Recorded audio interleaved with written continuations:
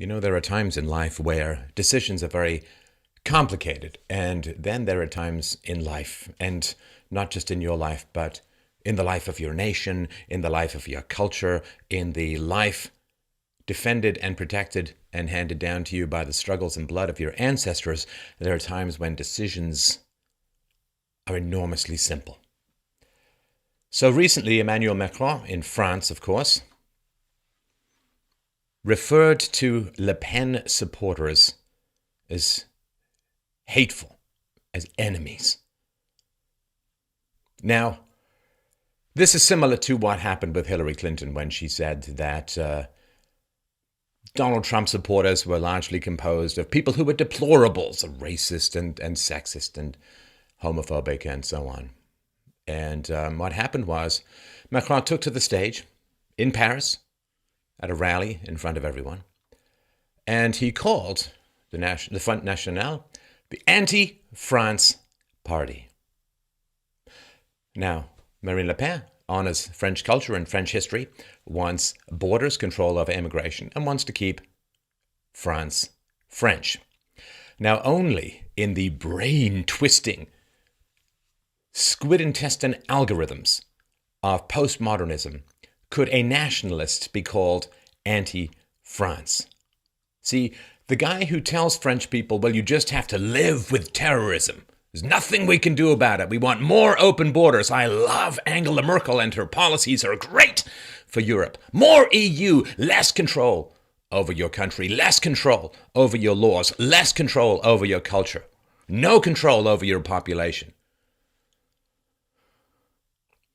The man who existentially feels that France as it exists should not exist, he gets to call Marine Le Pen and her party the anti-France party. The left always projects. If you want to know what the left really thinks of themselves, just look at the names they call you. What else did he say? Well, he said that Marine Le Pen's supporters are fearmongers. The fearmongers. And extreme. He said, powerful, organized, skillful, determined. You pass them in the streets, in the countryside, or on the web, most often well hidden. As hateful as they are cowardly, you know them, the party of the agents of the disaster, the fearmongers, the French far right. It's here! It seems to be the attitude of a priest facing a demonic horde necessary for exorcism. But you see, they're the fearmongers. They're everywhere. They're crawling through your jam. Their brain tentacles are emerging from your baguette. And you know what? They're the fearmongers. If only people remembered how to think. He says of Le Pen supporters, they use anger, they propagate lies. For decades they have fanned hatred, fomented divisions, imposed their discourse of discrimination. Right. So he's angry and lying about Le Pen supporters, and he's fanning hatred against Le Pen supporters, fomenting division against Le Pen supporters, 8+ million of them. And but you see, it's only Le Pen supporters who use anger, propagate lies, fan hatred, and foment divisions. This astounding lack of self-knowledge, of self-reflection, of the capacity to know, as all moral people must know, the capacity to know when you have stepped over the tripwire of rank, bottomless hypocrisy, not having a clue about that, not knowing that you are actually enacting all the things that you are accusing your opponents of doing, having no clue of how ridiculous and hypocritical you look to anyone with half a brain. This should immediately disqualify you for any kind of office. Power tends to corrupt, but if you lack self-knowledge, and if you have no capacity to recognize your own rank hypocrisy, well, power has already corrupted you. Mr. Macron said regarding Le Pen supporters, they're here. It's they who are our true enemies. Are you kidding me? What is your major malfunction, son? Le Pen supporters are our true enemies, says Mr. Macron. What can one even say?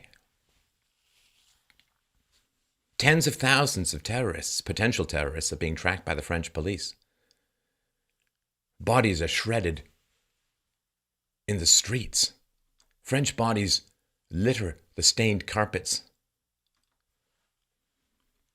of concert halls. French satirists are gunned down in their offices. But apparently Le Pen supporters are the real enemy. People who want to have borders, who wish to retain what France was. They are the enemies. You've got to learn to live with terrorism, you see. You've got to learn with being blown up and attacked and shot and slaughtered. That you have to learn to live with. We can live with that. You must learn to accept terrorism, according to Mr. Macron. But if you want borders, if you want protection, you are the enemy.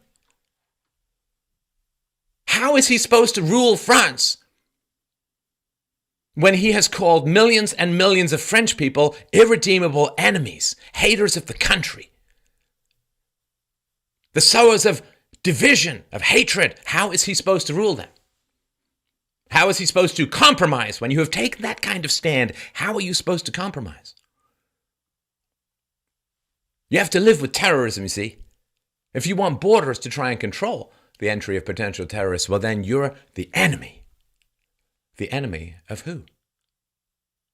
If you want a country, you see, you are the enemy. If you want to respect your traditions and the sacrifices of your ancestors, you are the enemy. If you want a homeland, you are an enemy. If you want continuity of culture, you are an enemy. An enemy of who? Why? An enemy of the globalists. An enemy of the banks that view countries as annoying cultural impediments to their universal rule. You are an enemy of the European Union, of the 20-hour work weeks and massive pay, pensions and benefits and vacations. You are an enemy of those who invent rules to destroy the taxed livestock they feed on. The political is the personal. This is what you need to understand. He hates you. If you are a nationalist, if you are a respecter of French culture, if you wish to retain all that France has become over the past few thousand years and all that it is, if you wish to improve it, to grow it, then you are his enemy. And if he gains power, viewing you as irredeemable enemies, he will use that power against you. It is a life or death struggle. You understand this. It's personal. And it needs to be personal for you. I'll tell you this, if I was in France and I had a friend who was pro-Macron, he thought Emmanuel Macron was a wonderful guy to be in power, and I was a Le Pen supporter, and he supported a guy who said I was evil and hateful and the true enemy of France, I would tell that person straight up, if you support this man who thinks that I am evil and an enemy, then you must think I am evil and an enemy. And if you think I'm evil and an enemy, I will not be your friend. I will not flagellate myself to gain your approval. I don't care how much history there is between us. I don't care how much in common we have. If you support a man who thinks I am evil, who thinks I am hateful, who thinks I am the true enemy, we cannot be friends. You have become my enemy by supporting a man who thinks this of me. Make it personal. Make it personal. Because I'm telling you, if that man gets in power, it's going to become personal very, very quickly. I'll leave the last word to a man who actually died in Paris 46 years ago. You have one chance this weekend, my friends. One chance. As Jim Morrison once said, I'll tell you this, No eternal reward will forgive us now for wasting the dawn.